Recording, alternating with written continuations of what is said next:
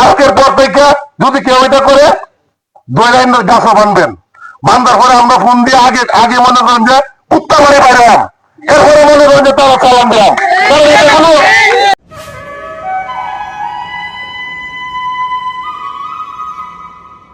মা বোনেরা সবাইকে সালাম, আসসালামু আলাইকুম। আসলে এখানে আমার সারিতে যারা আছে, আমার সহযোদ্ধারা সবাই গুরুত্বপূর্ণ বক্তব্য দিয়েছে। আমরা যে বক্তব্যগুলি দিয়েছে, আমরা আসলে কাজে গিয়ে যদি সবাই একত্রতা থাকি, তাহলে আসলে এই মাদক আরো যে যে খারাপগুলি আছে এটাকে নির্মূল করা আমাদের পক্ষে সম্ভব। কারণ আমাদের প্রিয় নেতা শরীফুল আলম ভাই সবসময় একটাই কথা বলে, উনি একটা ন্যায় পরায়ণ মানুষ। সবসময় মনে করেন ভালো কাজের দিক দিয়ে যারাই 2-4-5 জন যাবে ওইটাকে সর্বোচ্চ সহযোগিতা করে।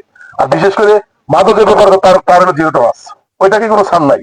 সবকিছুতে ছাড় হইলেও মাদকের কোনো ছাড় নাই। অতএব এমন একজন নেতা যেটা আমরা পেয়েছি, আমরা সবসময় আমার বুক বলে বলতে পারবো আমরা অন্যায়ের প্রতিবাদ সবসময় করছি, সবসময় করিয়ে যাব। কারণ এক নম্বরের যে কার্যকলাপটি বিগত 1-2 মাস ধরে আরম্ভ করছে, এটাকে যদি চালিয়ে নিয়ে যেতে হয়, আমাদের শারীরিক যারা নেতা আছে তারা প্রত্যেকে আসলে ওনাদের পাশে থাকতে হবে। ওনারা পাশে থাকলে আমরা কাজ যতটুকুই করি না করি, ওনাদেরকে যদি সবসময় আমরা গাইডলাইন দিতে পারি, তাহলে ওনারা সফল। মোটামুটি এই ওয়ার্ডের মাধ্যমে যেটুকু মাদক, জোয়া এবং অসামাজিক কাজগুলি ছিল, মোটামুটি 80% কিন্তু নির্মূল হয়ে গেছে। 20% আছে। অতএব 20% যেটা ছিল, আমি আপনাদেরকে একটা আশ্বস্ত করতে চাই, আমি আমি শাহরুখ যদি ইউনিয়ন সভাপতি হয়ে থাকি, আমার বাড়ি কিন্তু কি এলাকা। অতএব এটা কিন্তু আমাদের সাবেক 1 নম্বর। কোন এক সময় মনে করেন এখান থেকে মনে করেন যে শুধু মহিলা নির্বাচিত হয়েছে, আমরা 3 ওয়ার্ডে নির্বাচিত হয়েছে, আগে কিন্তু পুরুষ মেম্বার 3 ওয়ার্ডে নির্বাচিত হইতো। অতএব আমরা কিন্তু সাবেক 1 নম্বরের। আমি আসলে সাবেক 1 নম্বরের হিসাবে আপনাদেরকে বলতেছি, শুধু শিবগঞ্জ বিএনপি সভাপতি হিসাবে না। আপনারা যে কাজ করতেছেন, ঘুম থেকে উঠলে আমরা এক বাজারে বাজার সদাই করি, আমরা মৃত্যুর পরে একই মাঠে আমাদের জানাজা হয়, একই কবরস্থানে আমাদের দাফন কাপড় হয়। অতএব আমরা সব এক, আমরা সব এক। আপনাদের অসুবিধা মানে আমাদের অসুবিধা। অতএব মনে করেন যে যারা নাকি আজকে আপনাদেরকে আমি বলতে চাই, আশ্বস্ত করতে চাই, আজকের পর থেকে এই ওয়ার্ডের মধ্যে যারা নাকি মাদক বেচবে, অসামাজিক কার্যকলাপ করবে, আপনারা বললে এতদিন চিন্তা করছেন এটাই করবেন। আবারও বলতেছি, আপনারা এখন আর মনে করেন যে বোঝানোর সময় নাই। 2 মাস বোঝানো হয়েছে, 2 মাস বোঝানো হয়েছে।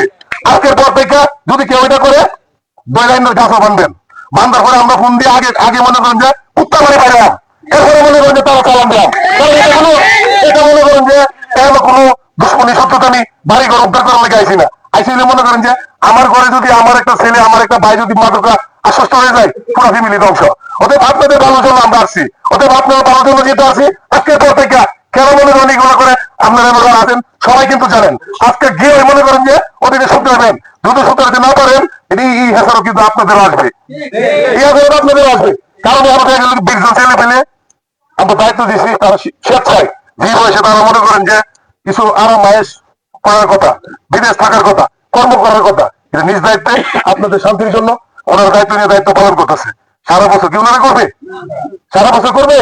ওনাদের তো ফেট আছে, মা বাবা আছে, আছে না? অতএব এই ওয়ার্ডের যে জঞ্জালগুলি দূর করার জন্য স্বেচ্ছায় ওনারা স্বেচ্ছাসেবী দায়িত্ব নিছে।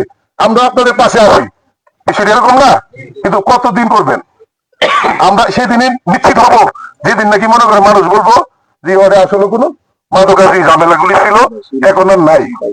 একবারে সবাই বলতে পারবো, তখনই আমরা মনে করবো এটা একবারে নির্মূল হয়েছে। এর আগে কি আমরা বলতে পারবো?